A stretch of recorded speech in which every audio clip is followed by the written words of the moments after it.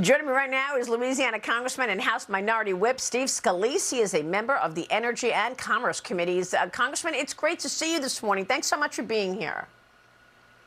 Always great to be with you, Maria. Good morning. I thought that Wall Street Journal op-ed the other day about California's energy problems were spot on. This is totally created by policymakers. No wonder they're going to see blackouts. Your take on this ban on gas-powered vehicles?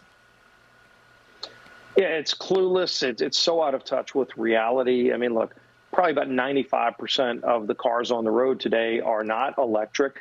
And even if you went to 10 to 15%, most of your electric companies tell you they can't handle it on the grid. You got to plug this into something. You're not plugging your car into a tree to get that energy. And so if the local electric grids that everybody lives in couldn't handle it, you know, imagine getting home at 7 o'clock at night, people are making dinner, and boom, you have power outages all around because you have 40% electric cars. We couldn't handle 20%. So look, this idea that you can just stop using gas-powered cars, California is the example of what happens when you have radical policies. They're having blackouts as they're mandating electric cars. And there's Pete Buttigieg with the Biden administration saying that's what they want for the nation. Blackouts with mandates like this that make absolutely no sense. They're out of touch with reality. Good op-ed in the Journal this morning called The Coming Global Crisis of Climate Policy. Joseph Steinberg writes, let's come right out and say it. Anybody who still thinks climate change is a greater threat than climate policy to financial stability deserves to be exiled to a peat-burning yard in the wilderness. Your thoughts on this administration? It's a whole-of-government approach. Even the Securities and Exchange Commission is telling investors they better get on board with ESG. Yeah, you know, they're pushing it from every angle. Like you said, ESG coming from financial institutions. You've got bans on gas cars coming from the Buttigieg side of the Biden administration. Look at where it's getting us. I mean, prices are still over 40% higher than they were when Biden took office. But forget about the politics of it. Look at the science of it. They love talking about science until you confront them, Maria, with science. What their policies have done has made us more dependent on countries like Russia. Look at what Russia's doing to Europe right now on energy policy. They're crushing all of Europe because Europe allowed Russia to become dominant because they shut their energy supply down. Let's not do that to America, but they're doing it. It means higher carbon emissions, by the way, because Russia doesn't make energy as clean as us. No one in the world makes it as clean as us, yet they're shutting down the cleanest country in the world, and they're making our country and other countries like European countries more dependent on Russian oil. This is crazy. It's enriching Putin. Putin loves it, by the way. If you want to help Vladimir Putin, go and put the Biden energy policy in place all across the world. I sure don't want that. Why would Biden or anyone else in America want that? Well, your colleagues on the left continue to push this. There's Janet Yellen, the Treasury Secretary, now admitting that Americans will likely see a spike in gas prices again upcoming in this winter. Listen to what she said this weekend. Watch. Well, it's a risk. And it's a risk that we're working on the price cap to try to address. I believe this is something that can be essential, and it's something that we're trying to put in place to avoid a future spike in oil prices. So here we go, Congressman. We're going to see more price spikes on energy coming on top of tax increases that the Democrats are pushing forward.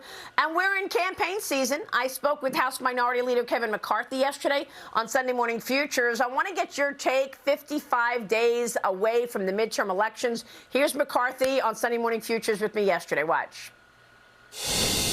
Well, this is going to be a competitive race.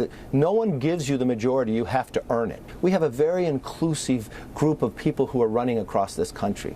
I believe Republicans will take the majority, yes. Why? Our policies are stronger, not based upon party, but based upon a stronger country, that you want to bring jobs back to America. So are people getting it? Do you think you will take the majority? And how are you feeling about the midterms now, Congressman? Yeah, and I share Leader McCarthy's assessment on where things are. And look, I've been to over 25 different congressional districts in these last few weeks.